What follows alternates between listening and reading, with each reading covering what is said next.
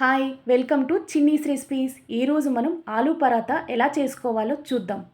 ముందుగా 2 కప్స్ గోధుమ పిండిని తీసుకొని కొంచెం సాల్ట్, 2 టేబుల్ స్పూన్ నెయ్యి కానీ నూనె కానీ వేసుకొని వాటర్ పోసుకుంటూ సాఫ్ట్గా కలుపుకుంటూ ఇలా మెత్తగా వచ్చేంత వరకు కలుపుకోవాలండి.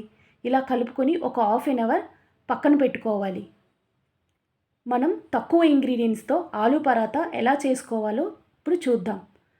2 పొటాటోస్ని తీసుకొని బాయిల్ చేసుకొని ఇలా స్మాష్ చేసుకొని పక్కన పెట్టుకోవాలి.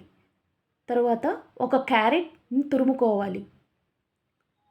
ఒక ఆనియన్, పచ్చిమిర్చిని కూడా చిన్న చిన్న ముక్కలుగా కట్ చేసుకొని తీసుకోవాలి.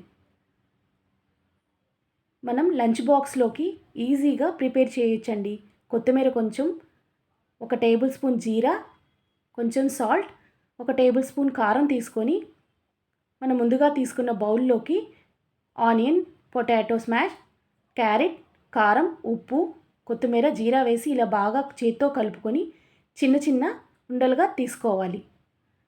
చపాతీ ఉండని తీసుకొని ఇలా వెడల్పుగా చేసి మనం ముందుగా తీసుకున్న పొటాటో స్టఫ్ని ఇందులో పెట్టుకొని నేను చూపించిన విధంగా ఇలా గోధుమ పిండి మొత్తం ఇలా క్లోజ్ అయ్యేంత వరకు పెట్టుకోవాలి. ఇలా చిన్న బాల్ లాగా ఇలా రౌండ్గా చేసుకోవాలండి. సాఫ్ట్గా మరీ గట్టిగా ప్రెస్ చేయవలసిన అవసరం లేదు.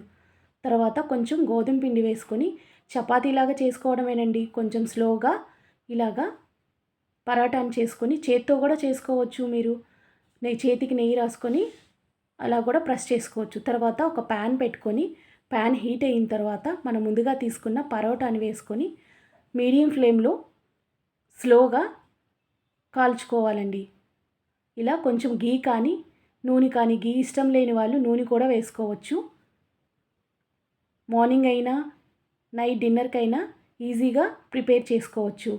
చూశారు కదా, ఇలా స్లోగా మీడియం ఫ్లేమ్లో కాల్చుకుంటే soft and tasty aloo paratha తయారైపోతుంది. చూడండి ఎంత సాఫ్ట్గా ఆలూ పరాటా చేశానో.